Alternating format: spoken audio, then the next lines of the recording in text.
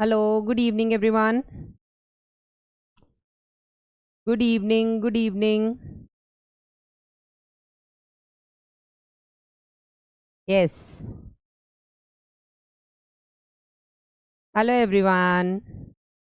Good evening. Happy Children's Day. Happy Children's Day. वो अपना अलग लगे. Yes, राधे राधे बेटा. हर हर महादेव. जय श्री राम. लगा हुआ. Yes. हाँ. वालेकुम अस्सलाम बेटा. वालेकुम अस्सलाम. वालेकुम अस्सलाम. Yes. तो वैसे तो मैं अपना मैसेज दे चुकी हूँ, पर एक और बार मैं यही मैसेज देना चाहती हूँ बेटा कि इस बाल दिवस के मौके पर बस एक चीज़ याद रखना कि अपने अंदर के बच्चे को कभी मरने मत देना. ठीक है. आई नो अभी आप छोटे हो, बचपना है, जो कि जायज़ है, बनता है ना. अभी कोई ज़्यादा ऐसा कुछ टोका टाकी भी नहीं करता है, क्योंकि सबको लगता है कि अभी मेरा मतलब अभी तो ये बच्चा है. ठीक है. लेकिन बाद में क्या होता है बेटा, समय के साथ साथ जैसे जैसे आप बड़े होते हो, आप जिम्मेदारी से घिर जाते हो. ठीक है. और जैसे जैसे आप पर जिम्मेदारियां आती हैं बेटा, कहीं ना कहीं हमारी मासूमियत, हमारा बचपना, ये खत्म होने लग जाता है. ठीक है. वैनिश. हमें क्या करना है बेटा, हमारी अपने लिए एक जिम्मेदारी बनती है. ठीक है. हम लोग क्या करते हैं, समय के साथ हमें लगता है हम बड़े हो गए, तो हम ना जिम्मेदारियों में हम लेते हैं कि हमारी घर वालों के लिए कुछ जिम्मेदारियां हैं, हमारी दोस्तों के प्रति कुछ जिम्मेदारी है, रिश्तेदारों के लिए भी कोई अपनी कुछ जिम्मेदारी समझता है. किसी की जिम्मेदारी होती है उसको बदला देना है, तो किसी की जिम्मेदारी होती है कि इस बात का जवाब देना है, किसी की जिम्मेदारी होती है कि नहीं सबसे रिश्ता बना करके रखना है. तो सबकी अपनी अपनी परिस्थिति हो सकती है, उसके हिसाब से सबकी जिम्मेदारियां हो सकती हैं. इसके अलावा बेटा, इन सभी जिम्मेदारियों को निभाते निभाते हम अपनी खुशी की जिम्मेदारी कहीं ना कहीं भूल जाते हैं कि आपकी बहुत बड़ी जिम्मेदारी है अपने आप को खुश रखना. क्योंकि दुनिया को आप खुश कर लोगे, लेकिन तुम्हें खुश कोई नहीं कर पाएगा. ठीक है. तो या तुम अपने आप की खुशी किसी और में ढूंढो कि मेरी खुशी का हक मैं इसको देती हूँ या इसको देता हूँ, ये मुझे खुश करेगा या ये मुझे खुश करेगी. तो भाई आप किसी पर नहीं, अगर आप खुद अपने आप को खुश नहीं रख सकते तो कोई आपको खुश नहीं रख सकता. तो अपनी खुशी की जिम्मेदारी भी केवल और केवल आपकी है. ठीक है. और वो खुशी की जिम्मेदारी बेटा आप तब पूरी कर पाओगे जब आप अपने अंदर के बच्चे को जिंदा रखोगे. क्योंकि एक बचपना ही है बेटा जिसमें सिर्फ खुशियां ही खुशियां होती हैं, है ना.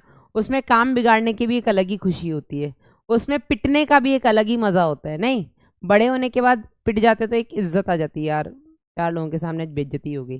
चार लोग छोड़ो यार, इवन घर में भी लगता है छोटा वाला भाई मेरा मजाक बना रहा है क्योंकि आज मैं पिट गया, या दीदी आज मेरा मजाक बना रही है क्योंकि मैं पिट गया, है ना. तो इस चीज़ की जिम्मेदारी भी बेटा आप ही की है. अपनी खुशी की जिम्मेदारी केवल आपको निभानी है, आपको अपनी खुशी की जिम्मेदारी पूरी करनी है. इसका ठेका किसी और को मत दे देना बस. ठीक है. ये बात और है कि आप दूसरों की खुशी की जिम्मेदारियां लेते हो, लेकिन आप भी किसको कितना खुश कर पाए हो ये आपको नहीं पता है ना. क्योंकि आप कितनी भी कोशिश करो, आप किसी के लिए मर जाओगे ना तो भी वो खुश नहीं हो सकता. इसलिए अपनी खुशी की जिम्मेदारी आपको खुद लेनी है, और अपनी खुशी की जिम्मेदारी लेने के लिए या उस जिम्मेदारी को बखूबी निभाने के लिए अपने अंदर के बचपन को जिंदा रखना है. ठीक है. तो शुरू करते हैं बेटा. Once again happy children's day. Arjuna NEET Hindi 2025 सबसे पहला बैच हिंदी माध्यम में अर्जुना, और इसमें हमारा क्लास 11th का आज आखिरी चैप्टर यानी कि लास्ट चैप्टर स्टार्ट होगा. और चैप्टर का नाम है जैव अणु, मतलब बायो मॉलिक्यूल्स. इस चैप्टर की बेटा, जैसे कि हम हमेशा बात करते हैं किसी भी चैप्टर की इंपॉर्टेंस नीट में क्या है बेटा, तो हम इस चैप्टर की भी बात करेंगे. इस चैप्टर की आपके नीट में क्या इंपॉर्टेंस है, तो इस चैप्टर से बेटा आपके नीट में अभी तक का अगर हम ट्रैक रिकॉर्ड देखें तो इस चैप्टर से आपके नीट में 3 से 4 प्रश्न बनते हैं. ठीक है. 3 तो बनते ही बनते हैं, आप ये मान लो, ठीक है। 3 प्रश्न भी अगर बनते हैं मतलब 12 नंबर आया, नहीं 12 नंबर। मैम नहीं बने विष्णु सर पापा। Please let's not discuss this in the class. Yes, जिस किसी का भी आज बर्थडे है, वेरी हैप्पी बर्थडे बेटा। चलो, आयुष हैप्पी बर्थडे। और कौन था? वासु को भी हैप्पी चिल्ड्रंस डे, हाँ।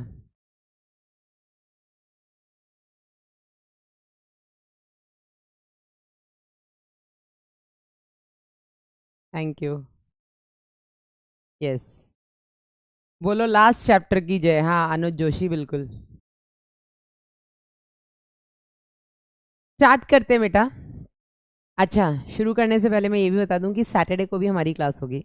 आई डोंट नो किसकी होती है सैटरडे को पहली क्लास, 4 बजे वाली। जिसकी भी है बेटा वो कैंसिल हो रही है, तो आई विल टेक सैटरडे की भी क्लास, है ना। तो इस हफ्ते हमारे बायोमोलिक्यूल्स के 2 लेक्चर हो जाएंगे, अगले हफ्ते 2, उसके अगले हफ्ते 2, 6 लेक्चर्स तो ऐसे हो जाएंगे। एक और अगर मिल गया तो हम नवंबर में खल्लास। चलिए, तो बेटा जैव अणु हम शुरू करते हैं। और आज की क्लास में हम बात करेंगे पहले परिचय, होते क्या है जैव अणु। इसके बाद मैडम वासु को क्या दिए? वासु को आज हमने दिए एक गन, नर्फ की कुछ गन आती है। हाँ, तो ये पागल हो गया है, मतलब अब तक वो गन चल नहीं पाई है, क्योंकि उसको मेरे को भी तो देखना पड़ेगा ना कैसे चलेगी। ये मुझे दे ही नहीं रहा है, और जस्ट क्लास शुरू होने से पहले मैंने छीन के रख दिया, तो इसने खूब आतंक मचाया। फिर मैंने इसको कहीं कहीं बिजी किया है अभी थोड़ी देर के लिए, जब तक ये बिजी है बढ़िया है। चलिए, राधे कृष्णा अनुपमा। तो आज की क्लास में हम बात करेंगे पहले तो परिचय भाग यानी कि इंट्रोडक्शन। फिर हम बात करेंगे कि रासायनिक संगठन का हम विश्लेषण कैसे कर सकते हैं। फिर हम बात करेंगे अमीनो अम्ल की यानी कि अमीनो एसिड्स की। यस, तो सबसे पहले हेडिंग डालिएगा परिचय, इंट्रोडक्शन। क्या होते हैं जैव अणु, पहले हम उस पर बात करेंगे। यस, मैं पानी ले आती हूँ, 1 मिनट अपने लिए, है ना।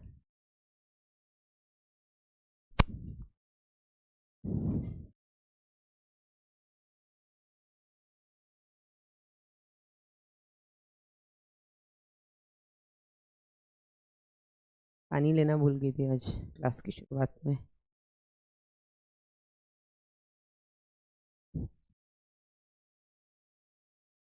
Yes, I'm giving.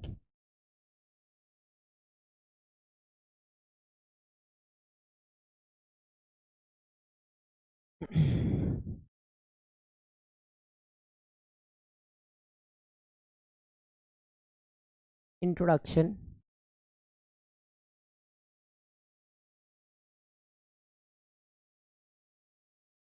तो सबसे पहले जैव अणु की परिभाषा देखते हैं, होते क्या है ये।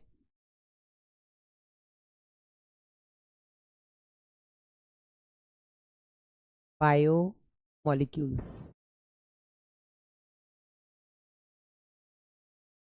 इनको हम परिभाषित करते हैं बेटा जीवों में पाए जाने वाले कार्बनिक अणु, ऑर्गेनिक कंपाउंड्स या ऑर्गेनिक मॉलिक्यूल्स, अणुओं को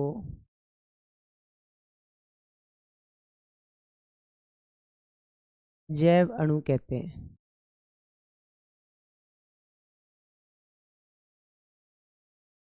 तो जो भी बेटा आपके जीव हैं, अब जीव तो बेटा कुछ भी हो सकता है, जीव आपका पादप हो सकता है, जीव आपका जंतु हो सकता है, जीव आपका कोई जीवाणु हो सकता है, कुछ भी हो सकता है, कवक हो सकता है, ठीक है। तो किसी भी जीव में कौन कौन से कार्बनिक अणु पाए जाते हैं उनको बेटा हम जैव अणु कहते हैं, ठीक है। उन सबको मिला करके हम जैव अणु कह देते हैं। अब जैव अणु का अध्ययन हम जिस जीव विज्ञान की शाखा में करते हैं उसको बेटा हम जैव रासायनिकी यानी कि बायोकेमिस्ट्री कहते हैं।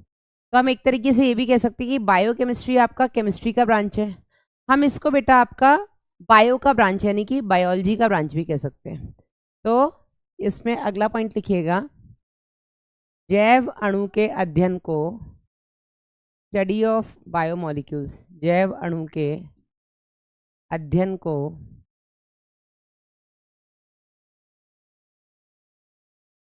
जैव रासायनिकी यानी कि बायो केमिस्ट्री कहा जाता है।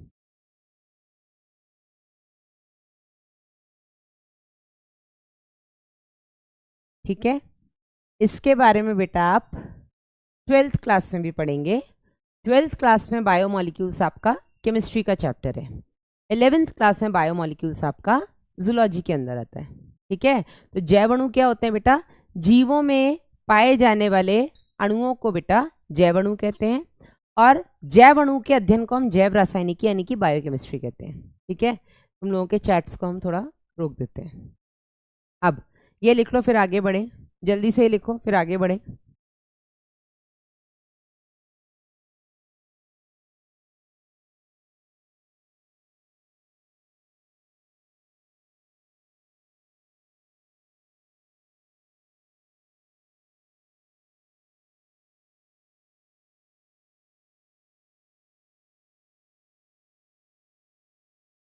डन। अब क्या होते हैं जैव अणु? तो हम ये जानते हैं कि जीव क्या होते हैं बेटा आपके, जीव मतलब जो लिविंग है।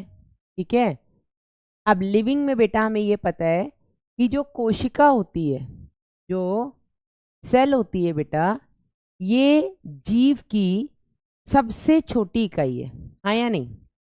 कोशिका क्या है बेटा? ये जीवन की संरचनात्मक इकाई है। ठीक है, इसको हम जीवन की कार्यात्मक इकाई भी बोलते हैं। तो अगर बेटा ये संरचनात्मक इकाई है, संरचनात्मक इकाई है मतलब संरचना बेटा जो होती है जीव की, वो कोशिका से मिलकर के बनती है। हमें यहाँ हमारा मतलब है किससे? संरचनात्मक इकाई से। तो कोशिका बेटा अगर जीव की संरचनात्मक इकाई है, मतलब जिस चीज से एक कोशिका की संरचना हुई है उसी से सभी जीवों की संरचना हुई है। क्योंकि कोशिका जीवन की सबसे छोटी इकाई है, तो कोशिका ही मिलकर के और जीव बनाती है। कोशिका मिलके ऊतक बनाती है, कोशिका यही ऊतक मिलके आपके अंग बनाते हैं, अंग मिलके अंग तंत्र बनाते हैं। तो ये तो कंफर्म हो गया कि जिस चीज का आपका कोशिका बना होगा, जो संरचना आपकी कोशिका की होगी, लगभग वो ही सारे संरचनात्मक अणु आपके ऊतक में, अंग में या अंग तंत्र में होंगे। अब कोशिका किससे मिलकर के बनी होती है? तो बेटा कोशिका की बात कर लेते हैं। तो हमें ये पता है कि कोशिका के अंदर एक तो होता है भित्ति, जिसको हम बोलते हैं वॉल। ठीक है, या भित्ति ना लिख करके हम लिखते हैं, एक तो होता है कोशिका का बेटा आवरण, उसकी कवरिंग। ठीक है, एक तो हो गया कोशिका का आवरण मतलब कोशिका की कवरिंग। दूसरा हो गया बेटा इसमें आपका कोशिका द्रव्य, साइटोप्लाज्म। ठीक है, कोशिका द्रव्य जो कि इसके अंदर एक तरीके से आप बोल सकते हो भरण पदार्थ है। और तीसरा बेटा इसमें क्या पाए जाते हैं? इसमें पाए जाते हैं आपके कोशिकांग। क्या पाए जाते हैं? कोशिकांग। ठीक है, यानी कि सेल ऑर्गेनल्स। सबसे पहले हम बात करें आवरण की। तो आवरण किसका बना हो सकता है बेटा? आवरण आपका भित्ति हो सकती है। भित्ति किसकी हो सकती है बेटा? आपकी भित्ति आपकी सेलुलोज की बनी हो सकती है, या यूं कह लो कि आपकी ये हाँ सेलुलोज की बनी हो सकती है। किसमें? पादप में। ये बेटा काइटिन की बनी हो सकती है। किसमें? कवक में। या बेटा ये पेप्टिडोग्लाइकेन की बनी हो सकती है। किसकी? पेप्टिडोग्लाइकेन की। किसमें बनी होती है पेप्टिडोग्लाइकेन की? जीवाणु में। हाँ या नहीं? हाँ या नहीं? भित्ति के अलावा बेटा आवरण में कोशिका झिल्ली पाई जाती है। और झिल्ली किसकी बनी होती है बेटा? कोशिका झिल्ली आपकी बनी होती है लिपिड और प्रोटीन की, है ना। ये बनी होती है बेटा आपकी प्रोटीन की और फॉस्फोलिपिड की। हाँ या नहीं? ऐसा ही होता है। ये तो आप लोगों ने कोशिका वाले अध्याय में पढ़ा है ना। कोशिका द्रव्य में क्या पाया जाता है भाई साहब? तो इसके अंदर बेटा आपका जल पाया जाता है, इसके अंदर आयंस पाए जाते हैं। आयंस में क्या क्या आ गए, जैसे कि आपके आयंस में अगर हम बात करें तो हाइड्रोजन हो गया, बाइकार्बोनेट हो गया, आपका सोडियम आयन हो गया, आपका मैग्नीशियम हो गया, कैल्शियम हो गया, ठीक है। इसके अलावा आपका क्लोराइड आयन हो गया आदि। कई सारे इसमें आयंस पाए जाते हैं, ठीक है। इसके अलावा बेटा यहाँ पर कुछ सूक्ष्म जैवाणु जैसे कि आपके ग्लूकोज पाए जाते हैं, फ्रक्टोज पाया जाता है, अमीनो अम्ल पाए जाते हैं, ये सब भी आपके कोशिका द्रव्य में पाए जाते हैं। अब कोशिकांग में क्या होता है बेटा? तो कोशिकांग में भी दो भाग होते हैं। कौन कौन से? पहला भाग हो गया कोशिकांग की झिल्ली, है ना, जितने भी कोशिकांग हैं उन सभी में झिल्ली होती है। दूसरा बेटा उसके अंदर भी एक द्रव्य भरा होता है, हाँ या नहीं? ऐसा ही होता है, ऐसा ही होता है ना। तो बेटा यही सारे जैवाणु हैं, ठीक है। हमने क्या बोला, जैवाणु क्या होते हैं बेटा? कोशिका के अंदर पाए जाने वाले या जीवों के अंदर पाए जाने वाले जो भी अणु हैं उन्हीं को बेटा हम मिला करके जैवाणु या बायोमोलिक्यूल्स कहते हैं, ठीक है। लेकिन हमने एक और चीज वहां पे लगाई है, हमने एक कंडीशन लगाई है कि जीवों के अंदर पाए जाने वाले कार्बनिक अणुओं को मिला करके हम जैवाणु कहते हैं। तो कार्बनिक अणु क्या है बेटा? Cellulose, chitin, peptidoglycan, protein, phospholipid, कार्बनिक अणु है। झिल्ली जो बनी होगी वो फॉस्फोलिपिड प्रोटीन की बनी होगी, कार्बनिक अणु है। यहाँ पर कोशिका द्रव्य में बेटा जल और आयंस के अलावा यहाँ पर ग्लूकोज पाया जाएगा, ठीक है। यहाँ पर अमीनो अम्ल पाए जाएंगे, ये भी कार्बनिक अणु है, ठीक है। आयंस बेटा आपके कार्बनिक अणु नहीं है, पानी आपका कार्बनिक अणु नहीं है। लेकिन जितने भी कार्बनिक अणु हैं बेटा, इन सभी कार्बनिक अणुओं को मिलाकर के हम क्या बोलते हैं? हम इन सबको बेटा मिलाकर के बोलते हैं जैवाणु, ठीक है। और जैवाणु में क्योंकि बेटा हम रसायन पढ़ते हैं, जीवों के अंदर पाए जाने वाले हम रसायन पढ़ते हैं, इसीलिए बेटा जैव अणु के अध्ययन को जैव रासायनिकी यानी कि बायो केमिस्ट्री कहा जाता है, ठीक है। यस मैम, साइटोप्लाज्म में एंड सेल ऑर्गेनल्स में डिफरेंट होता है। देखो ऐसा होता है बेटा, साइटोप्लाज्म में जो द्रव्य हैं और सेल ऑर्गेनल्स में जो द्रव्य हैं उनके नाम अलग हो सकते हैं। जैसे आपके माइटोकॉन्ड्रिया सूत्र कणिका के अंदर उपस्थित जो द्रव्य है उसको बेटा हम स्ट्रोमा कह देते हैं, मैट्रिक्स कह देते हैं, सॉरी, है ना, मैट्रिक्स कह देते हैं। आपके प्लास्टिड के अंदर पाए जाने वाले जो भी आपका द्रव्य है उसको हम स्ट्रोमा कह देते हैं। तो नाम ही बेटा इनके अलग है, लेकिन ज्यादातर इसमें क्या पानी और आयंस है, इसमें बेटा आपके सूक्ष्म जैवाणु है, ठीक है। होते लगभग इनमें लगभग वही है, किसी में कुछ कम है कुछ ज्यादा, लेकिन है घूम फिर के वही सारी चीजें, ठीक है। आयंस क्या होते हैं बेटा? आयंस मतलब आयन नहीं पता है तुम लोगों को? किसी भी एलिमेंट पे अगर चार्ज लग जाए तो उसको हम आयन बोल देते हैं ना। सोडियम एलिमेंट है, लेकिन अगर सोडियम में मैं प्लस लगा दूं सोडियम आयन हो गया। मैग्नीशियम एलिमेंट है, मैग्नीशियम पे डबल प्लस लगा दूं मैग्नीशियम आयन है। और ये प्लस माइनस क्यों लगता है बेटा? ये प्लस माइनस इसलिए लगता है जब कोई अपना इलेक्ट्रॉन दे देता है, ठीक है। जब कोई अपना इलेक्ट्रॉन दे देता है तो उसके ऊपर प्लस चार्ज लग जाता है, जब कोई इलेक्ट्रॉन लेता है उसके ऊपर माइनस चार्ज लग जाता है, हाँ या नहीं? ठीक है ना? यहाँ तक जल्दी से लिख लो फिर आगे बढ़े।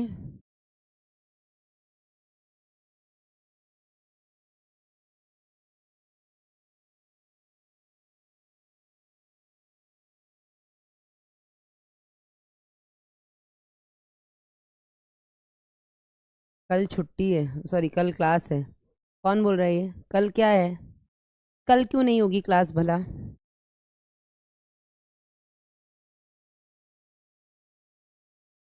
मतलब मुझे नहीं पता, मेरी तो नहीं है इसलिए मुझे पता नहीं है। मेरी कल किसी भी बैच में क्लास नहीं होती है, तो गुरु नानक जयंती का मुझे आइडिया नहीं है।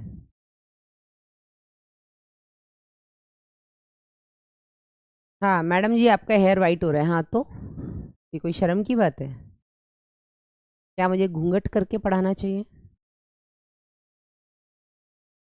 चलो आगे बढ़े। अब किसी भी कोशिका में कौन से जैव अणु हैं यह हमें कैसे पता लगेगा? ठीक है। दूसरी चीज बेटा एक और, जब हमने ये देखा कि जीवों में कौन कौन से अणु पाए जाते हैं, तो हम ये देखते हैं कि जो निर्जीव है, ठीक है,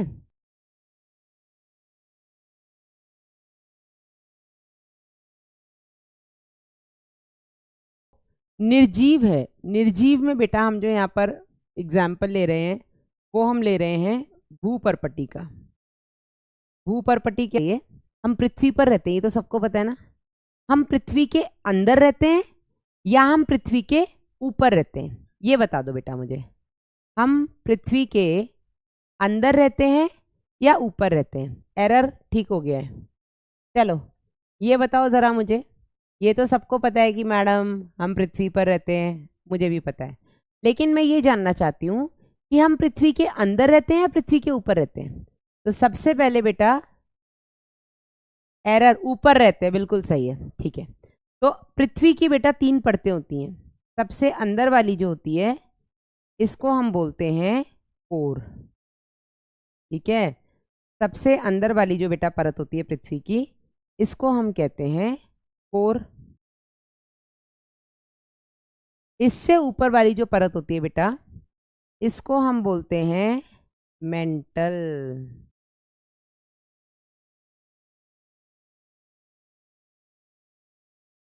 इससे ऊपर वाली परत जो होती है बेटा, सबसे अंदर वाली में पिंक कलर से दिखाते हैं तो क्लियर दिखेगी, है ना। ये हो गई कोर। इसके ऊपर वाली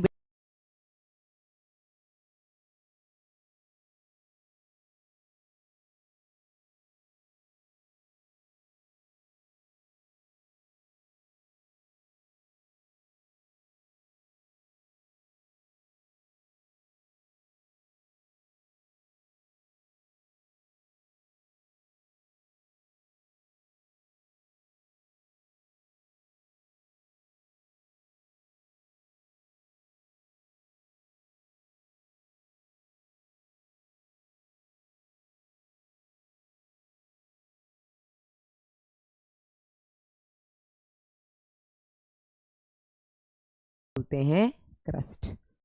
और ये जो बेटा क्रस्ट है, ठीक है, ये जो सबसे बाहरी परत है जिसको हमने बोला परपटी,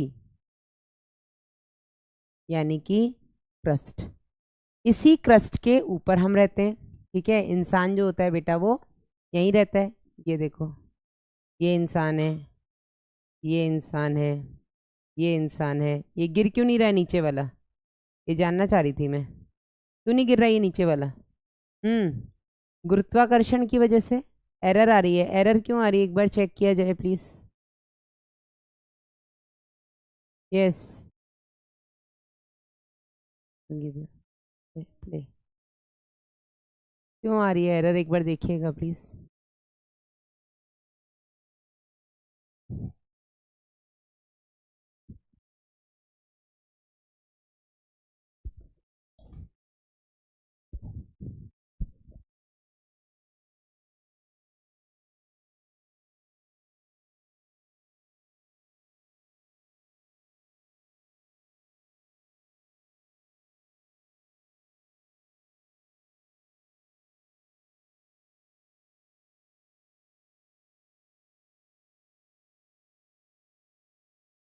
अभी ठीक है? मैं फिर से बता देती हूँ, कोई बड़ी बात नहीं है बेटा। मैंने ये बोला कि ये जो आपकी पृथ्वी है, ठीक है, ये जो आपकी पृथ्वी है जिसकी 3 परतें हैं। सबसे बाहरी परत है बेटा आपकी क्रस्ट, उसके बाद है आपकी मेंटल, और सबसे अंदर वाली है बेटा आपकी कोर। Crust, mental, core. हम बेटा इस क्रस्ट के ऊपर रहते हैं, ठीक है, मतलब हम सबसे बाहरी परत के ऊपर रहते हैं। तो पहले तो मैंने ये पूछा था कि जो नीचे आदमी है गिरा क्यों नहीं, तो कुछ बच्चों ने आंसर किया मैडम गुरुत्वाकर्षण बल की वजह से, ग्रेविटेशनल फोर्सेस को अपनी तरफ खींचे हुए, ठीक है, जिसकी वजह से ये वाला आदमी गिरा नहीं, ठीक है। दूसरी बात बेटा, हमने बोला कि हमने एक निर्जीव में देखा और हमने एक जीव, निर्जीव के अंदर पाए जाने वाले जो भी खनिज हैं उनकी तुलना जीव से यानी कि कोशिका से की, ठीक है। हमने ये देखा कि एक निर्जीव में मतलब हम बात करें भूपर्पटी की, ठीक है, हमारी धरती, जैसे हम बोलते हैं ना मिट्टी का शरीर है, मिट्टी में मिल जाना है, वो हम यहाँ पे रिलेट कर पाएंगे। हमने ये देखा कि जो भी खनिज हमारे शरीर के अंदर पाए जाते हैं लगभग वो ही सारे खनिज नॉन लिविंग यानी कि भूपर्पटी में भी पाए जाते हैं, ठीक है। अंतर क्या है इनमें?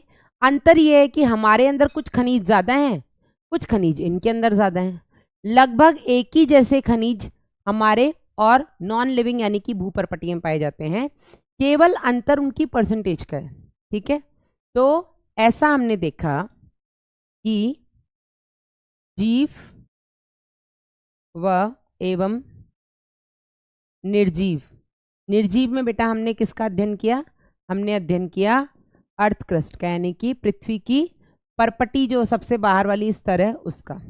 जीव एवं निर्जीव में लगभग समान खनिज पाए जाते हैं,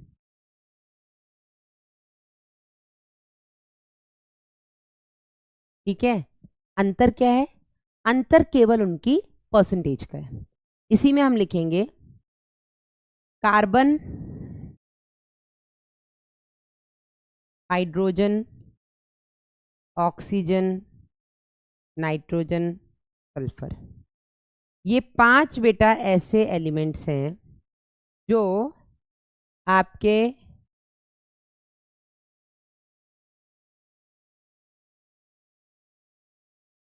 ये 5 ऐसे खनिज हैं जो जीवों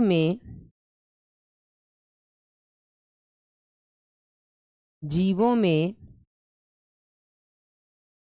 अधिक मात्रा में पाए जाते हैं,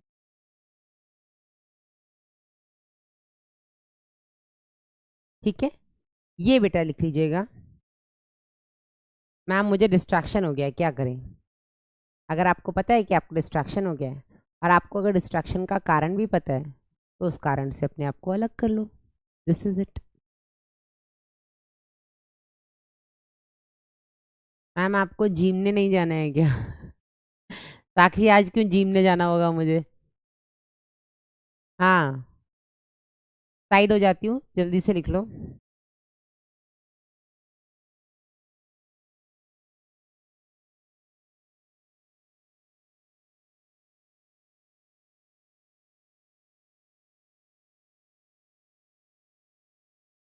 डन डन। तो हमने ये देखा बेटा कि जीवों में, हाँ ट्रिक है इसका, कौन सल्फर, बिल्कुल सही मानचू। हमने ये देखा कि जीवों में और निर्जीव में लगभग एक जैसे ही खनिज आयन पाए जाते हैं, खनिज पाए जाते हैं। केवल अंतर इतना है कि जीवों में कुछ ऐसे खनिज है जो निर्जीव की तुलना में ज्यादा पाए जाते हैं, तो वहीं कुछ ऐसे भी खनिज है जो निर्जीव में जीवों की तुलना में ज्यादा पाए जाते हैं, ठीक है ना। तो अगर आपको ये पता है कि कौन सल्फर, हम नहीं जानते कौन मतलब CHON कौन, तो कौन sulphur, carbon, hydrogen, oxygen, nitrogen, ये 5 ऐसे खनिज हैं जो जीवों में ज्यादा मात्रा में पाए जाते हैं। अगर आपको इतना पता है बेटा तो आप बाकी क्वेश्चन कर सकते हैं कि कौन से ऐसे खनिज हैं जो निर्जीव में कम पाए जाते हैं। तो carbon, hydrogen, oxygen, nitrogen, sulphur निर्जीव में कम पाए जाते हैं। कौन से ऐसे खनिज है जो जीवों में कम पाए जाते हैं? तो carbon, hydrogen, oxygen, nitrogen, sulphur को छोड़कर जो भी खनिज है बेटा वो जीवों में कम पाए जाते हैं, ठीक है। इसके अलावा आपको यहीं से 2 पॉइंट और बताने चाहिए कि जीवों में सिलिकॉन की मात्रा ना के बराबर होती है और निर्जीव में नाइट्रोजन की मात्रा ना के बराबर होती है। तो आपकी NCERT में बेटा एक टेबल दिया हुआ है जो आप देख सकते हैं कि ये जीव और निर्जीव पदार्थों में पाए जाने वाले तत्वों की तुलना की गई है, जिसमें हाइड्रोजन आप देख सकते हैं निर्जीव यानी कि भूपर्पटी में मात्र 0.14% है, हमारे शरीर में 0.5% है, ठीक है। कार्बन निर्जीव में 0.03% है, हमारे अंदर 18.5% है। ऑक्सीजन निर्जीव में 46.6% है, तो हमारे अंदर 65% है। नाइट्रोजन भूपर्पटी में बहुत थोड़ी मात्रा में, तो नाइट्रोजन अभी मैंने बताया ऐसा खनिज जो भूपर्पटी में बहुत थोड़ी मात्रा में पाया जाता है। हमारे अंदर तो ज्यादा है ही, लेकिन भूपर्पटीय में बेटा नाइट्रोजन बहुत ही कम है। इसी तरीके से बेटा सल्फर भी हमारे अंदर ज्यादा पाया जाता है, भूपर्पटीय में मात्र 0.03%, हमारे अंदर 0.3%। और सिलिकन बेटा ऐसा है जो हमारे अंदर ना के बराबर पाया जाता है, यानी कि हमारे अंदर नगण्य पाया जाता है। ठीक है ना, ये बना लो जल्दी से।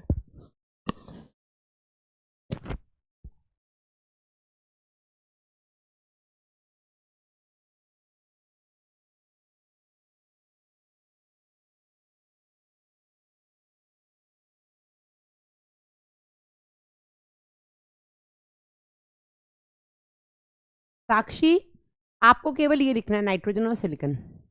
इन नाइट्रोजन भूपर्पटीय में बहुत कम मात्रा में और सिलिकन जीवों में बहुत कम मात्रा में पाया जाता है। मैंने लिखा दिया है ना।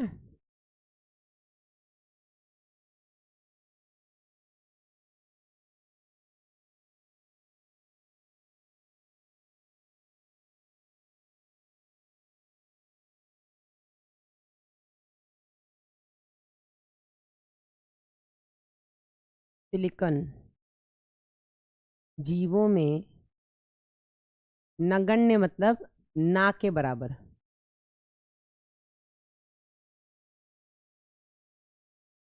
ठीक है, आपको केवल इतना लिखना है। डन, ये लिख लीजिएगा जल्दी से। पूरा चार्ट बनाने की जरूरत नहीं है आपको, इनके परसेंटेज क्योंकि याद नहीं करने हैं। आपको सिर्फ ये पता होना चाहिए कि कौन से आयंस या कौन से खनिज किसमें ज्यादा होते हैं, बस। ठीक है ना।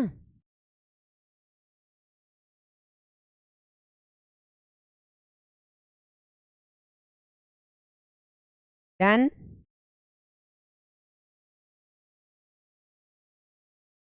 मैम 78% नाइट्रोजन बेटा एटमॉस्फेयर में पाया जाता है, जमीन में नहीं पाया जाता है। ठीक है ना, क्लियर है। डन।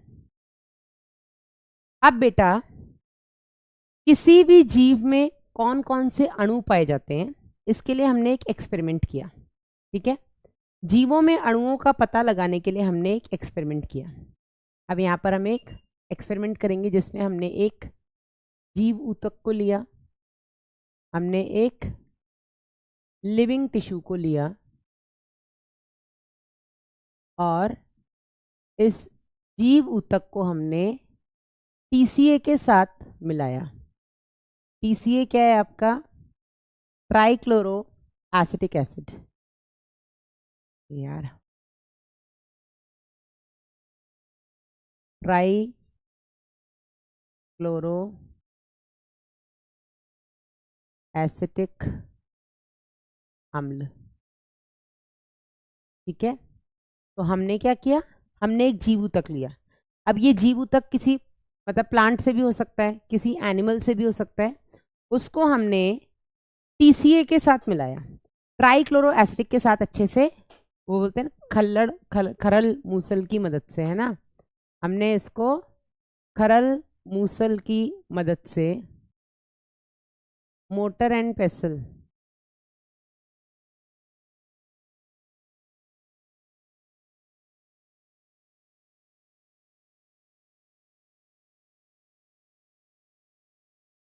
पीसा हम बोल देंगे इनको, हमने पीसा। खरल मूसल समझते हो कि नहीं? अदरक कूटी है कभी चाय बनाने के लिए?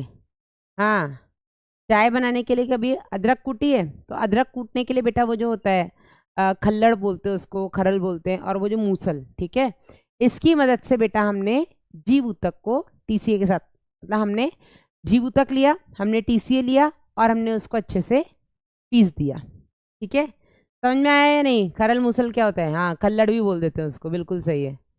ठीक है, क्लोरो के जगह क्लोरा लिख दिया। ठीक है, ट्राई क्लोरो एसिटिक अम्ल। थैंक यू बेटा बताने के लिए। अभी ठीक है, खरल मूसल समझ में आ गया।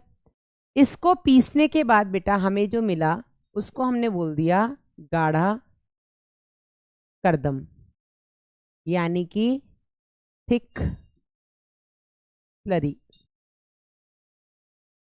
जब हमने दोनों को मिला करके पीसा तो हमें क्या मिला बेटा? हमें एक सीधी बात है ना, कोई भी जीव ऊतक है, सपोज मैंने जीव ऊतक में सपोज मैंने फूल गोभी ले ली, फूल गोभी भी तो पादप है ना, फूल गोभी समझते हो, ठीक है। तो हमने फूल गोभी लिया और हमने एसिड लिया, हमने इन दोनों को खल्लड़ में ऐसे कूट दिया, ठीक है। तो कूटने के बाद डेफिनेटली फूल गोभी है तो पानी तो नहीं निकालेगी, है ना, थोड़ा बहुत पानी भी निकलेगा, थोड़ा नहीं काफी पानी निकलेगा उसमें से, लेकिन वो फिर भी एक गाढ़ा गाढ़ा सा पेस्ट बनेगा, ठीक है।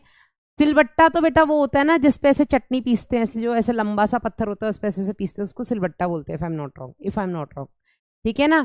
तो ये जो बेटा आपको गाढ़ा सा करदम मिला, इस गाढ़े करदम को उठा करके हमने क्या किया, इसको हमने उठा करके छाना, इस गाढ़े से करदम को उठा करके बेटा हमने छाना। क्या किया इसका देखो, हमने हमने लिया एक टेस्ट ट्यूब, हमने लिया एक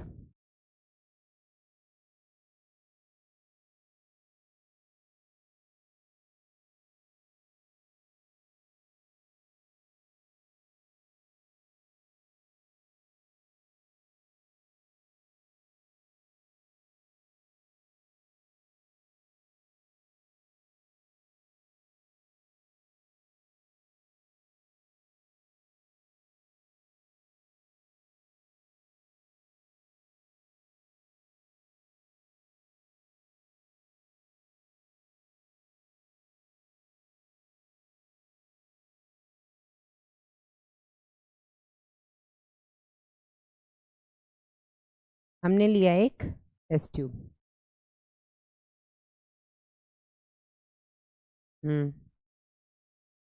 पिक इट अप। हमने टेस्ट ट्यूब को क्या बोलते हैं, परख नली, है ना। इसके ऊपर बेटा हमने एक रखा कीप, कीप समझते हो, ठीक है। इसके ऊपर हमने रखा एक कीप, ठीक है। इस कीप के ऊपर बेटा मैंने एक बहुत पतला सा कपड़ा रखा, इसको हम बोलते हैं बेटा चीज क्लोथ।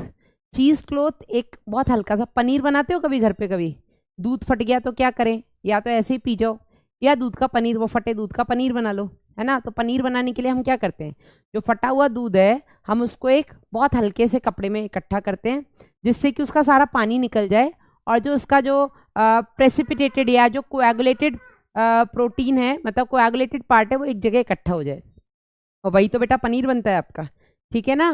तो यहाँ पर बेटा वो जो हमने कपड़ा यूज किया उसको हम चीज क्लॉथ कहते हैं, क्योंकि उसमें से बहुत पतला पतला मतलब पानी और छोटे छोटे आयंस भी बाहर निकल जाएंगे, है ना।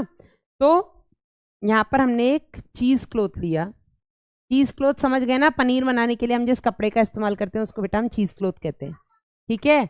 और फिर बेटा हमने इस गाढ़े करदम को इसमें डाल दिया, ये जो आपका गाढ़ा करदम हमें मिला इन दोनों को पीस करके, इसको हमने यहाँ पर इससे चीज क्लॉथ से छाना। जब बेटा हमने इसको छानना शुरू किया तो हमने ये देखा कि कुछ ऐसे रसायन थे जिनका आकार काफी बड़ा था, और वो रसायन अपने बड़े आकार के कारण छन नहीं पाए, ऊपर रह गए। जबकि जो जल था इसमें, जितना भी आपका पानी था बेटा, वो सारा का सारा पानी छन के कहाँ आ गया, इस परख नली में आ गया, ठीक है। सारा का सारा पानी छन करके इस परख नली में आ गया। साथ ही साथ कुछ छोटे छोटे चीजें या जिनके ऐसे इस करदम में भाग जिनका आकार बहुत छोटा था बेटा, वो भी छन करके इस परख नली में नीचे की तरफ आ गए,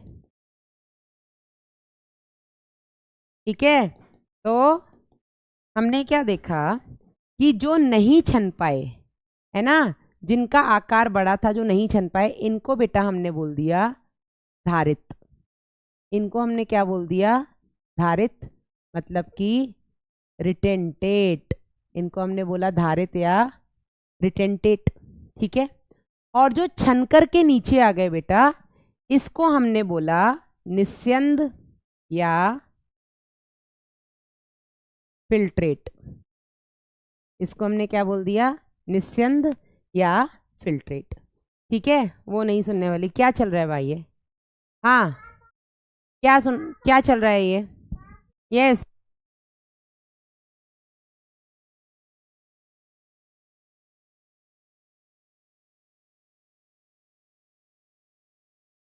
ये समझ में आया कि नहीं, करदम क्या है मैम? अरे दीपांजलि कितना सिंपल है यार।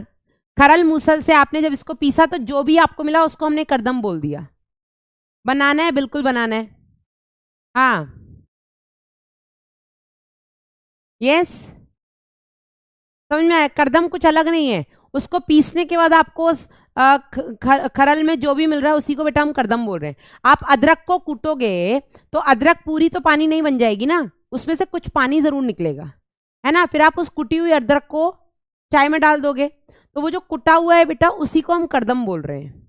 ठीक है, तो ये एक गाढ़ा सा करदम हमें मिलता है, जिसको जब हमने इस चीज क्लोथ से छानने की कोशिश की तो कुछ भाग बेटा जिसका आकार बड़ा था वो ऊपर रह गया, और इसको बेटा हमने बोला क्या? धारित। और जिनका आकार छोटा था वो छन के नीचे चला गया परख नली में, और इसको बेटा हमने बोल दिया निस्यंद, फिल्ट्रेट। जो ऊपर रह गया रिटेंटेट, धारित। ठीक है, क्लियर था? यहां तक क्लियर है? अब बेटा ऐसा देखा गया, ऐसा देखा गया कि ये जो धारित बना रहे हैं, इन धारित का जो आणविक भार है, इन धारित में जो भी अणु है, या अणु को हम जैव अणु बोलेंगे ना क्योंकि जीवों से निकले हैं बेटा, तो जो भी जैव अणु है बेटा, इन जैव अणुओं का भार 10,000 डाल्टन से ज्यादा निकला। ठीक है, इन जैव अणु का भार बेटा 10,000 डाल्टन से ज्यादा निकला। चलो ये भी लिख लो। तो ये जो गाढ़ा करदम है, इस गाढ़ा करदम में हमने दो भाग देखे। क्या क्या? एक धारित जिसको हम बोलेंगे रिटेंटेट, और दूसरा निस्यंद जिसे हम बोलेंगे फिल्ट्रेट। ठीक है, एक तरफ निस्यंद और एक तरफ धारित। ठीक है, खलबट्टा क्या होता है मतलब? उसी को बोलते हैं क्या? खरल मूसल को ही बोलते हैं क्या खलबट्टा? सिलबट्टा तो मुझे पता है, सिलबट्टा तो वो होता है जिसपे चटनियां पीसी जाती हैं हाथ से, है ना। तो उसमें तो लंबा सा एक पत्थर होता है और एक छोटा सा पत्थर होता है जिससे हम पीसते हैं उस लंबे से पत्थर पर। हाँ या नहीं?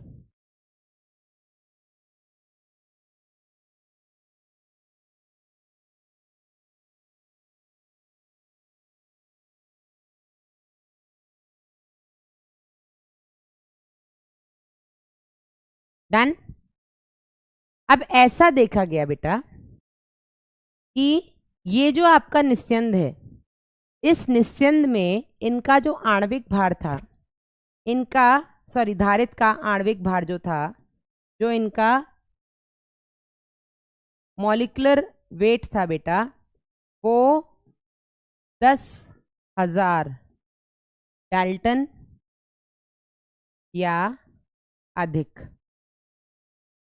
ठीक है, जबकि निस्यंद में जो भी अणु थे इनका आणविक भार 18 से 800 या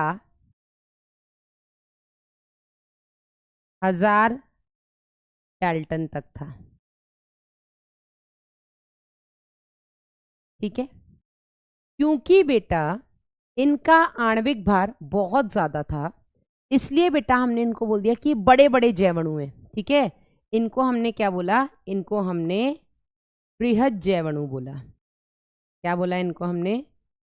बृहद जैव अणु या मैक्रो बायो मॉलिक्यूल्स। इनको हमने क्या बोल दिया? Macro bio. और क्योंकि इनका आणविक भार कम था, इनको हमने बोल दिया सूक्ष्म जैव अणु या माइक्रो बायो मॉलिक्यूल। इनको हमने बोल दिया माइक्रो बायो। यहां तक समझ में आया? डाल्टन क्या होता है रोशनी? बढ़िया क्वेश्चन। तो एक डाल्टन का मतलब होता है एक हाइड्रोजन एटम का वेट। डाल्टन को बेटा हम शॉर्ट में डी लिखते हैं। ठीक है, एक डाल्टन इक्वल्स टू एक हाइड्रोजन एटम का भार। ठीक है, तो आप इसको 1 AMU बोल सकते हो, एक एटॉमिक मास यूनिट। हाँ या नहीं? बोल सकते हैं ना। एक डाल्टन मतलब एक हाइड्रोजन एटम का भार। समझ में आया कि नहीं?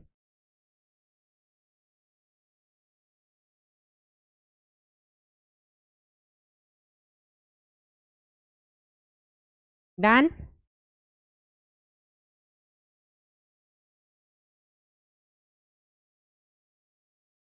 बधाई हो मनीष, यंग अचीवर अवार्ड। हाँ, साथ में ट्रैक सूट भी मिला। अवार्ड इतना इंपॉर्टेंट नहीं होता जितना ये साथ में चीजें मिली हुई इंपॉर्टेंट होती है, नहीं मनीष? हाँ। यहाँ तक सभी को समझ में आया ना? एक बार थम्स अप कर दो और इसको जल्दी से लिख लो पूरे को।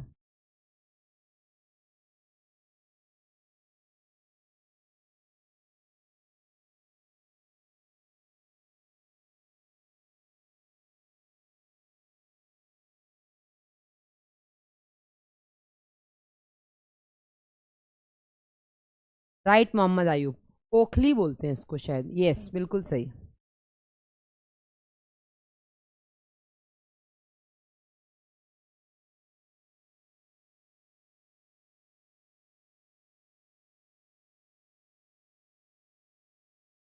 जानना सबका। इसी के आधार पर बेटा हमने जैव अणुओं को दो तरीके से क्लासिफाई किया है। जो आपके बायोमोलिक्यूल्स होते हैं, जैव अणु होते हैं बेटा, ये दो तरीके के होते हैं। एक होते हैं आपके बृहद जैव अणु, जिन्हें हम बोलते हैं मैक्रो बायोमोलिक्यूल्स, जो अभी मैंने आपको पीछे लिख करके बताया। और दूसरे होते हैं आपके सूक्ष्म जैव अणु, जिन्हें हम माइक्रो बायोमोलिक्यूल्स बोलते हैं। माइक्रो बायोमोलिक्यूल्स क्या क्या आते हैं इसके अंदर? तो बृहद जैव अणु में आते हैं बेटा आपके प्रोटीन, पॉलीसैकेराइड्स,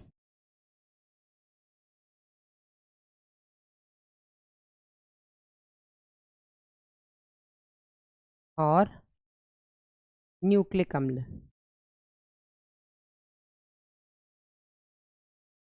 सूक्ष्म जैव अणु में आते हैं बेटा आपके अमीनो अम्ल, यानी कि अमीनो एसिड्स। इन सभी को हम एक एक करके पढ़ेंगे बेटा, यही आपके बायोमोलिक्यूल्स हैं। इसमें आते हैं आपके ग्लूकोज, फ्रक्टोज, ये बेटा हो गए आपके मोनोसैकेराइड्स, इनको हम बोलते हैं मोनोसैकेराइड्स।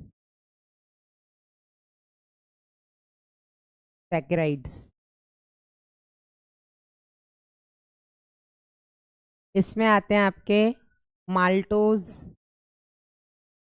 सुक्रोज, इनको बेटा हम बोल देते हैं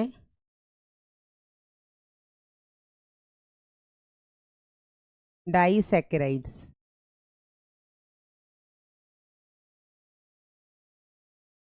यहाँ पर आ जाते हैं आपके नाइट्रोजनी क्षार।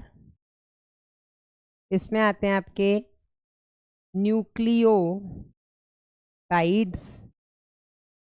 इसमें आते हैं आपके न्यूक्लियोसाइड्स।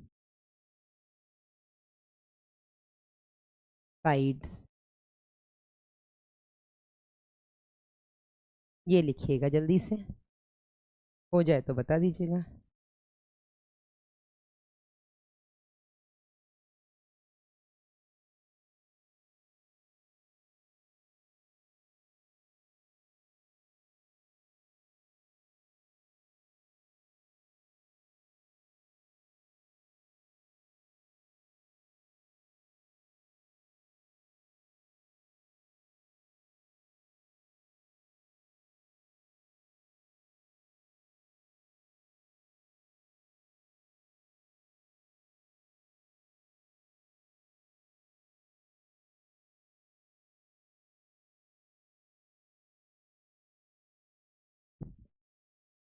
डन।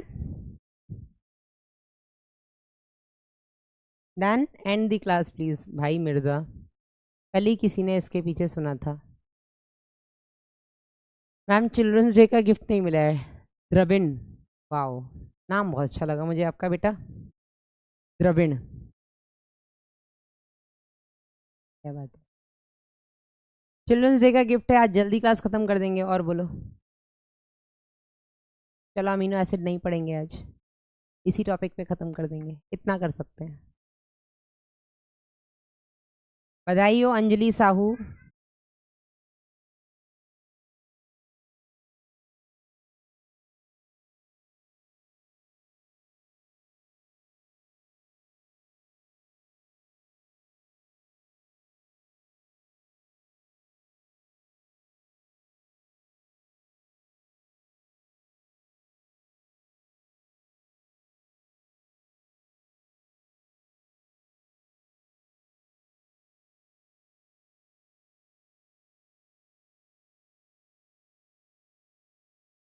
चलिए, तो ये हमने देखा बृहद जैवणु में क्या क्या आया, सूक्ष्म जैवणु में क्या क्या आया। अब अगर मैं निस्यंद और धारित की बात करूं, ऐसा देखने को मिलता है कि अगर हम धारित की बात करें, बृहद जैवणु को हम बेटा बोल सकते हैं कि ये सारे के सारे आपके धारित में पाए जाते हैं, यानी कि ऊपर ही रह जाते हैं। और सूक्ष्म जैवणु में अगर हम बात करें तो ये सारे के सारे आपके निस्यंद में देखे जाते हैं, यानी कि छन करके नीचे आ जाते हैं। ठीक है, क्या क्या आ गया बेटा वो हमने देख लिया। इसके अलावा बेटा इसी निस्यंद में आपको जल और आयंस भी देखने को मिलेंगे। इसमें आपको जल और सारे के सारे आयंस भी देखने को मिलेंगे। ठीक है, अब जब बेटा मैं यहाँ पर लिखती हूँ कि बृहद जैवणु के सारे मिलकर के आपका धारित बनाते हैं, तो यहाँ पर बेटा मैं एक नाम और लिखूंगी, और वो नाम है, मैं यहाँ पे स्टार बना करके लिख रही हूँ, वसा। स्टार बना के हम यहाँ लिखेंगे वसा। ठीक है, अब वसा को बेटा हमने स्टार बना के यहाँ क्यों लिखा, इस पर हम बात करेंगे। ठीक है, तो यहां पर लिखिएगा बेटा, वसा का आणविक भार जो होता है बेटा वो 800 डाल्टन तक होता है। 800 से 1000 डाल्टन तक होता है। ठीक है, वसा का आणविक भार कितना होता है, 800 से 1000 डाल्टन। क्योंकि बेटा इनका आणविक भार 800 से 1000 डाल्टन है, तो हम लिख सकते हैं सूक्ष्म जैवणु का आणविक भार कितना होता है, 18 से 1000 डाल्टन बोल सकते हैं। ठीक है, बृहद जैवणु का कितना हुआ बेटा, 10,000 डाल्टन या उससे ज्यादा। ठीक है, अब बृहद जैव, क्योंकि बेटा आपके जो वसा हैं इनका आणविक भार कितना है, 800 से 1000। 800 से 1000 डाल्टन मतलब ये क्या होने चाहिए, सूक्ष्म जैवणु होने चाहिए या बृहद जैवणु होने चाहिए। हाँ, कितना होना चाहिए बेटा, ये सूक्ष्म जैवणु में आना चाहिए या बृहद। मुकेश मैंने चांटा देना भी तेरे। सूक्ष्म जैवणु में आएगा आपका ये वसा, या बृहद जैवणु में आएगा, किस में आएगा, क्योंकि इसका भार कम है, बिल्कुल सही। तो बेटा ये आपके बृहद जैवणु में आएगा, सॉरी सूक्ष्म जैवणु में आएगा, भार कम है ना, तो ये सूक्ष्म जैवणु में आएगा, बिल्कुल सही बोला, माइक्रो में आएगा। लेकिन ठीक है, लेकिन बेटा इनको हम, लेकिन ये जो वसा होता है बेटा, ये वसा आपका धारित का भाग बनाता है, निस्यंद का भाग नहीं बनाता। लेकिन यह धारित में पाया जाता है। ठीक है, ये निस्यंद में नहीं पाया जाता है, धारित में पाया जाता है, ऊपर ही रह जाता है। क्यों, ये क्वेश्चन, क्यों। वसा का आणविक भार 1000 डाल्टन तक होता है, कम होता है, सूक्ष्म जैवणु में आता है, तो इसको बेटा छन करके नीचे आ जाना चाहिए था ना, लेकिन ये छन के नीचे नहीं आता, ये ऊपर ही रह जाता है। इसको हम सूक्ष्म जैवणु होने के बाद भी धारित के साथ पढ़ते हैं। क्यों, क्योंकि बेटा इसका क्वेश्चन है, ऐसा क्यों, क्यों हो रहा है ऐसा। तो बेटा इसका आंसर क्या होगा, इसका आंसर होगा कि वसा कोशिका के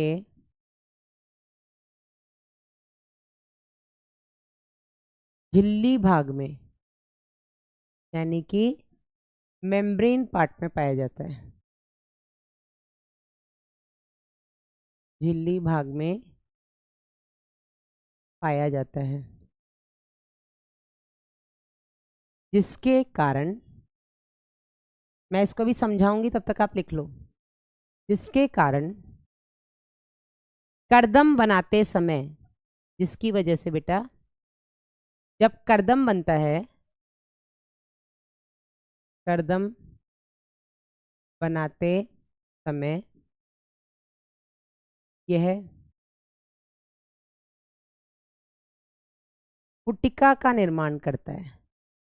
पुटिका मतलब वेसाइकल्स निर्माण करता है, जो धारित में, जो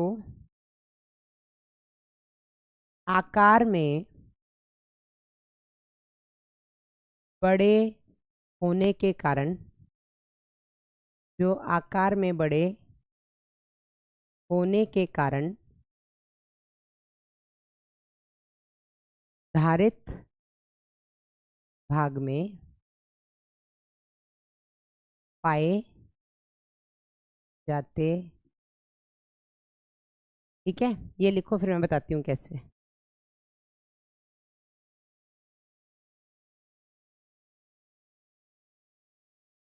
आप सभी ने बेटा वसा की संरचना देखी होगी, फॉस्फोलिपिड आप सबने पढ़ा है। ठीक है, इसमें एक सिर होता है, ये बेटा जल रागी होता है ना, हाइड्रोफिलिक होता है, इसको पानी से प्यार है। लेकिन इसमें बेटा जो इसकी पूंछ होती है, ये जो बेटा इसकी पूंछ है, ये पूंछ को पानी से डर लगता है, ये पूंछ इसकी जल विरागी होती है। आया नहीं? याद करिए, हमने देखा था जब मैंने आपको रासायनिक समन्वय तथा एकीकरण वाला अध्याय पढ़ाया था, तो मैंने आपको बताया था कि जो कोशिका की झिल्ली है, वो कोशिका झिल्ली फॉस्फोलिपिड की बनी है। फॉस्फोलिपिड में क्योंकि अंदर वाला भाग जल विरागी होता है, यही तो कारण होता है कि प्रोटीनिशियस प्रकृति के हार्मोन कोशिका झिल्ली को पार नहीं कर सकते। आया नहीं? जबकि वसा प्रकृति के हार्मोन पार कर जाते हैं। वहीं बेटा आप लोगों ने बॉटनी में जब कोशिका वाला अध्याय पढ़ा होगा, तो वहां पर भी बेटा आपने इस बारे में पढ़ा होगा। तू ये बता दे भाई, तेरे को क्या दिक्कत है, विष्णु सर पापा बन रहे हैं नहीं बन रहे, इसमें तेरे को क्यों आग लग रही है, ये बता दे। हैं? मतलब कतई पागल हो गए हो। 11वीं क्लास में कल भी कहा था, बच्चे हो, बच्चों की तरह बातें किया करो, बच्चों जैसी हरकतें किया करो। हैं? तुम अभी से अपना बचपन मार चुके हो, तुम्हें लगता है कि तुम बहुत अच्छी जिंदगी जी पाओगे, तो बेटा इस गलतफहमी से निकल जाओ। तुम लोग सिर्फ जिंदगी काटोगे, जिसके अंदर का बच्चा मर गया वो जिंदगी काट रहा है। अंदर का बच्चा जिंदा रहेगा तो जिंदगी जी लोगे, खुशी होके, मतलब खुश होके जी लोगे, हंस के खेल के जी लोगे। नहीं, क्या दिक्कत है भाई? Why Vishnu sir is so important over here कि हम बायोमोलिक्यूल्स छोड़ देंगे, विष्णु सर के बच्चा हो रहा है नहीं हो रहा है वो हम डिस्कस कर ले। माइंड योर ओन बिजनेस यार, mind your own business, and औकात में रह के बात किया करो अपनी। 16-17 साल की उम्र में इनको ये बातें करनी है, कौन पापा बन रहा है कौन मम्मी बन रहा है, बदतमीज।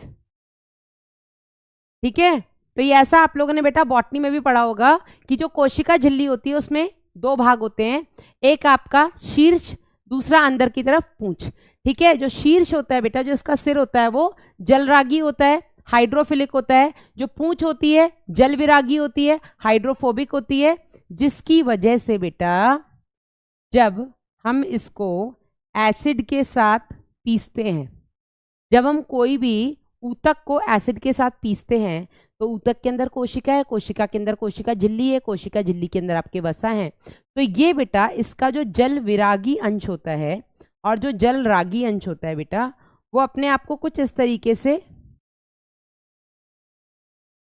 व्यवस्थित कर लेता है।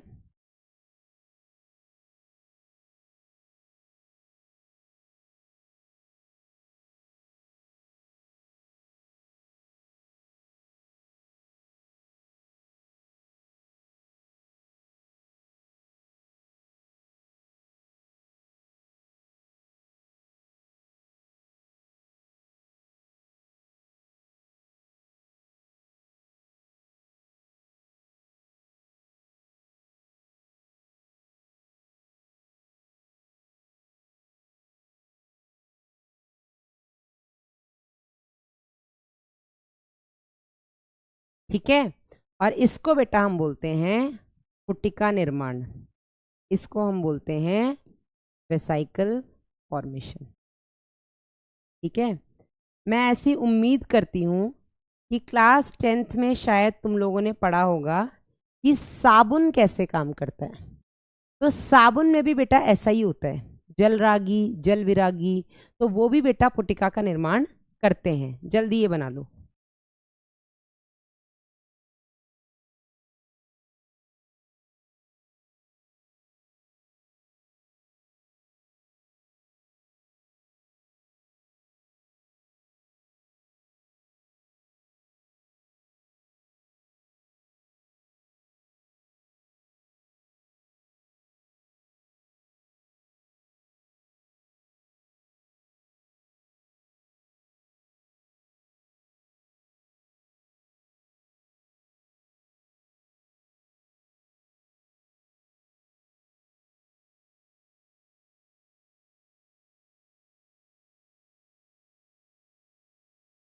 बन गया।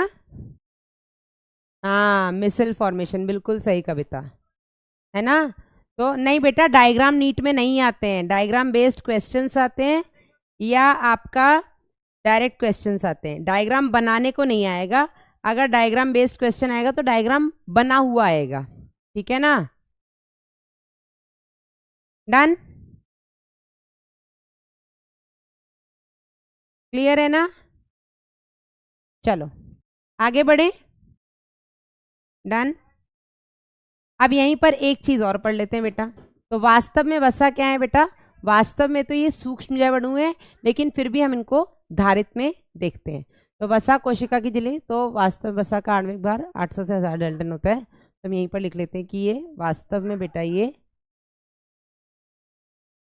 वास्तव में ये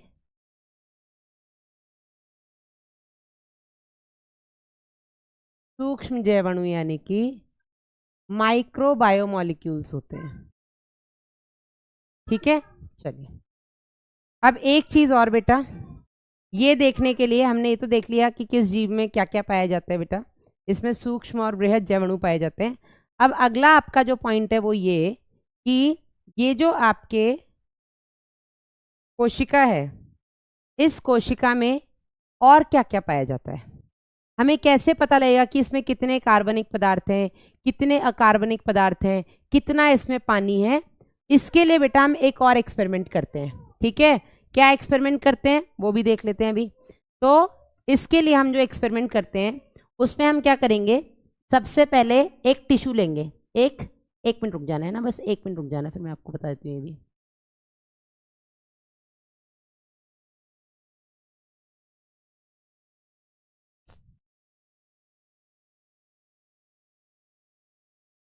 तो सबसे पहले हम क्या करेंगे बेटा, 1 मिनट, एक जैव ऊतक लेंगे। ठीक है, और ताज़ा जैव ऊतक, इसको हम बोलेंगे, हम एक फ्रेश टिश्यू लेंगे। ठीक है, हम एक फ्रेश टिश्यू लेंगे और इसका भार करेंगे। ठीक है, जब हम सब्जी लेने जाते हैं तो वो सब्जी फ्रेश है ना, हम उसका वजन करवाते हैं कि 1 किलो दे दो, 2 किलो दे दो, आधा किलो दे दो, 250 ग्राम दे दो, जो भी दे दो। तो वो जो बेटा इसका भार होता है, इसको हम बोलते हैं इसका नम भार या वेट वेट। नम भार इसलिए क्योंकि अभी उस सब्जी में पानी है। ठीक है, इसके बाद बेटा हम क्या करेंगे, इसी जैव ऊतक को हम पूरी तरीके से धूप में रख के इसका वाष्पीकरण करवा देंगे। ठीक है, वाष्पीकरण होने के बाद, वाष्पीकरण के बाद बेटा हम फिर से इसका भार लेंगे, और फिर से जब हम भार लेंगे तो बेटा इसको हम इसका शुष्क भार बोल देंगे, या हम बेटा इसको इसका ड्राई वेट बोलेंगे। क्या बोलेंगे, ड्राई वेट। शुष्क भार क्यों बोला बेटा, क्योंकि इसके अंदर जितना भी पानी था वो सारा का सारा पानी क्या हो गया, वाष्पीकृत हो गया। हमने इसको वाष्पीकरण करवाया, कहाँ करवाया बेटा, हमने इसको धूप में छोड़ दिया। तो जितना भी पानी था बेटा वो सारा का सारा पानी क्या हुआ, वो सारा का सारा पानी वाष्पीकृत हो गया। ठीक है, पानी वाष्पीकृत होने के कारण पानी वाष्पीकृत होने के कारण बेटा इसमें जो भी वजन बचा उसको हमने बोल दिया इसका शुष्क भार, ड्राई वेट। फिर हमने इसमें आग लगा दी, ठीक है, हमने इसको जला दिया। जला देने के बाद, ठीक है, जलाने के बाद जो बचा कुचा भाग है बेटा उसको हम बोलते हैं भस्म या ऐश, ठीक है। और इस ऐश में बेटा क्या देखने को मिला, हमें देखने को मिला कि इस ऐश में केवल अकार्बनिक तत्व हैं। अकार्बनिक तत्व मतलब इसमें आयंस हैं, जैसे कि आपके सोडियम, पोटेशियम, मैग्नीशियम, क्लोराइड, है ना, बाइकार्बोनेट, हाइड्रोजन, दुनिया भर के जो भी आयंस होते हैं वो हैं इसमें, ठीक है, और कुछ नहीं। अच्छा मैडम ये क्यों किया, हमें इससे क्या पता लग रहा है? इससे बेटा हमें ये पता लग रहा है कि किसी भी जैव ऊतक में होता क्या क्या है। तो हमें ये पता लगा कि एक जैव ऊतक में 70 से 90% पानी होता है, ठीक है। हमें ये पता लगा कि वाष्पीकरण में 70 से 90% जो पानी था बेटा वो वाष्पीकृत हो गया, यानी कि इवेपोरेट हो गया। इससे हमें ये पता लगा बेटा कि जो सब्जी हम घर में ला रहे हैं या जो भी, ठीक है, कोई भी जीव ले लो, चाहे वो सब्जी हो, चाहे वो कोई जानवर हो या कुछ भी हो, जिसको बेटा हम घर में लेकर के आ रहे हैं उसमें 70 से 90% पानी है। मतलब जो आप पत्ता गोभी घर पे लेकर के आए हो 1 किलो की, उसको अगर आप धूप में सुखाओगे तो हो सकता है 1 किलो में से वो 250 ग्राम ही रह जाए, 750 ग्राम वो वाष्पीकृत होकर के सूख के जरा सी रह जाए, उसमें वजन ही ना रहे, है ना। मतलब 750 ग्राम तो उसमें केवल पानी था, ठीक है। और इसमें कोई बुराई नहीं है, होता है, ठीक है, सभी में होता है। इवन हमारे अंदर 70% केवल पानी है। अगर तुम्हारा वजन ये समझ लो 100 किलो है तो 100 में से ये समझ लेना कि 70% तुम्हारे अंदर पानी भरा हुआ है, ठीक है ना। इसके अलावा बेटा जब हमने वाष्पीकृत किया तो इसका जो भी बेटा आपका इसमें जो भी आपके कार्बनिक तत्व थे वो कार्बनिक तत्व भी सारे के सारे हवा में हो गए, ठीक है। जो भी कार्बनिक तत्व थे, क्योंकि बेटा कार्बनिक तत्व वॉलेटाइल होते हैं, वॉलेटाइल मतलब ये उड़ जाते हैं, तो ये भी बेटा निकल गए। तो केवल और केवल क्या बचा बेटा, केवल बचे आयंस, अकार्बनिक तत्व राख में, ठीक है। इंसान को ही देख लो ना, जिंदा है तो देख लो, उसके बाद इसको जब मर जाता है ऐसे छोड़ दो तो सूख के जरा सा रह जाएगा, ठीक है।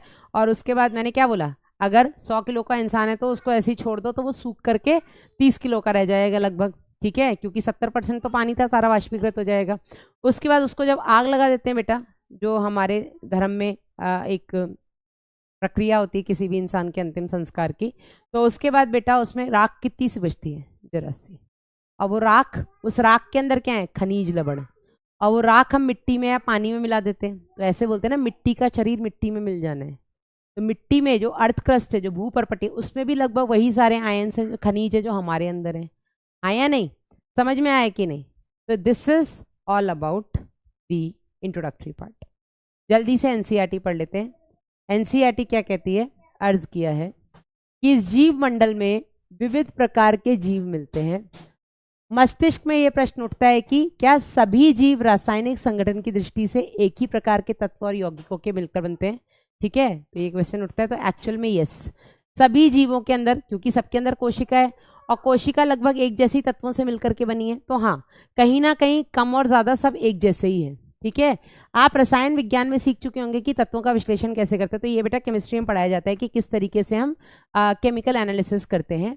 यदि पादप और प्राणी ऊतक और सूक्ष्म जीव लेई में तत्वों का परीक्षण करें तो हमें कार्बन, हाइड्रोजन, ऑक्सीजन और अन्य तत्वों की एक सूची प्राप्त होती है।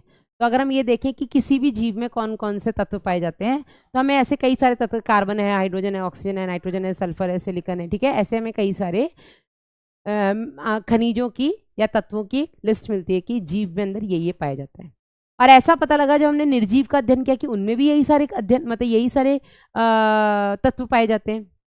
फिर अंतर क्या है, अंतर है परसेंटेज का। कुछ ऐसे तत्व जो हमारे अंदर ज्यादा पाए जाते हैं, भूपर्पटी यानी निर्जीव में कम पाए जाते हैं, कुछ ऐसे जो उनके अंदर ज्यादा पाए जाते हैं। मतलब लगभग एक ही जैसे तत्व हैं, बस कम ज्यादा मात्रा का सब खेल है। लेकिन नाइट्रोजन ऐसा तत्व जो भूपर्पटी में नगण्य, बहुत कम मात्रा में, और सिलिकॉन जीवों के अंदर नगण्य, बहुत कम मात्रा में, ठीक है। तो जिनकी मात्रा जीव ऊतक की प्रति इकाई मात्रा में भिन्न होती है, ठीक है, बस इनकी मात्रा में भिन्नता देखने को मिलती है, तत्व लगभग दोनों में एक जैसे हैं। यदि उपरोक्त परीक्षण निर्जीव पदार्थ, तो हमने अगर निर्जीव पदार्थ में ये परीक्षण किया तो हमें ये पता लगा कि उनमें भी बेटा लगभग वो ही तत्व हमें मिलते हैं जो जीव में मिलते हैं, लेकिन दोनों की सूचियों में ये अंतर है कि इनकी मात्रा अलग अलग है। तो निश्चित तौर पे उनमें कोई अंतर नहीं मिलता है। सभी तत्व जो भूपर्पटीय में पाए जाते हैं बेटा वो ही आपके जीव ऊतक में भी पाए जाते हैं। फिर भी सूक्ष्म परीक्षण से पता लगता है कि कार्बन हाइड्रोजन की मात्रा अन्य तत्वों की अपेक्षा किसी भी जीव में भूपर्पटी से ज्यादा होती है। तो 4 ऐसे मेटल्स हैं बेटा, 4 ऐसे तत्व हैं जिनकी मात्रा भूपर्पटी में ज्यादा होती है, और वो हैं आपके 5, कार्बन, हाइड्रोजन, ऑक्सीजन, नाइट्रोजन और सल्फर। ठीक है। अब रासायनिक संगठन का विश्लेषण कैसे करें, इसी तरह से हम पूछ सकते हैं कि जीवों में कार्बनिक यौगिक किस रूप में मिलते हैं। तो इसके लिए बेटा हम क्या करते हैं, एक छोटा सा एक्सपेरिमेंट करते हैं जिसमें हम किसी भी जीव ऊतक को ले लो। अब वो जीव ऊतक आपका पेड़ पौधा हो सकता है, आपका कोई जानवर हो सकता है, कोई फंगस हो सकता है, ठीक है। उसको लेकर के बेटा खरल और मूसल की सहायता से ट्राइक्लोरो एसिटिक अम्ल की साथ पीस लो, जिसके बाद बेटा आपको एक गाढ़ा सा जो भी मिलेगा उसको हम कर्दम या स्लरी बोलते हैं, और इसको बेटा एक महीन कपड़े में रख करके अगर आप कस करके निचोड़ेंगे, छानेंगे, तो हमें 2 अंश प्राप्त होंगे। ठीक है। एक अंश जो अम्ल में घुल जाता है उसको बेटा हम बोलते हैं निस्यंद, दूसरा जो नहीं घुलता है इसको हम बोलते हैं अम्ल अविलेय यानी कि धारित। ठीक है। तो ये निस्यंद और धारित को बेटा, ये तो मैं लिखाना ही भूल गई, इसको हम बोलते हैं अम्ल विलेय, दूसरे को बोलते हैं अम्ल अविलेय। तो जो ऊपर रह गया मतलब वो अम्ल में नहीं घुला, इसको हम बोलते हैं अम्ल अविलेय, अविलेय अंश, एसिड इनसॉल्युबल, ये एसिड में नहीं घुला, एसिड इनसॉल्युबल। और दूसरा बेटा जो एसिड में घुल गया निस्यंद को हम बोलते हैं अम्ल विलेय, ठीक है, या एसिड सॉल्युबल। ठीक है। जो अम्ल में घुल गया वो नीचे आ गया, तो निस्यंद को हम क्या बोल देंगे, अम्ल विलेय, क्योंकि ये एसिड में घुल गया। जो नहीं घुला बेटा रिटेंटेट को हम बोल देंगे अम्ल अविलेय, ये नहीं घुला। ठीक है ना। तो हमें ये 2 अंश मिले। आगे बढ़ते हैं, आगे एनसीईआरटी क्या कहती है। ऐसा पता लगता है बेटा वैज्ञानिकों ने अम्ल घुलनशील भाग में जो घुल गए मतलब जो निस्यंद बना रहे हैं उसमें बेटा हजारों कार्बनिक यौगिक को प्राप्त किया, जिसके बारे में आगे बताया जाएगा। ठीक है। इसके अलावा बेटा कार्बनिक यौगिक की पहचान कैसे थी, किसी निचोड़ में मिलने वाले विशेष यौगिकों को उसमें मिलने वाले अन्य यौगिकों अलग करने के लिए, और सारी बहुत ये सब मतलब केमिस्ट्री में पढ़ो तो पढ़ो, वरना ये सब बीएससी एससी में पढ़ाया जाता है। दूसरे शब्दों में एक शुद्ध यौगिक होता है विशेष विश्लेषणात्मक तकनीक का प्रयोग कर किसी भी यौगिक के, हाँ तो मतलब हम जो भी हमें यौगिक मिले हैं बेटा इसमें, इसका हम आणविक सूत्र निकाल सकते हैं। ठीक है। आणविक सूत्र निकल जाएगा तो आणविक भार भी आपको पता लग जाएगा। ठीक है। उसकी संरचना क्या है बेटा इसका हम पता लगा सकते हैं। जीव ऊतक में मिलने वाले सभी कार्बनिक यौगिकों को मिला करके बेटा हम जैव अणु कहते हैं। ठीक है। आगे, लेकिन जीवों में भी अकार्बनिक तत्व और यौगिक पाए जाते हैं। ठीक है। तो हमारे अंदर केवल कार्बनिक नहीं अकार्बनिक, बताया ना मैंने, आयंस पाए जाते हैं, पानी पाया जाता है। ठीक है।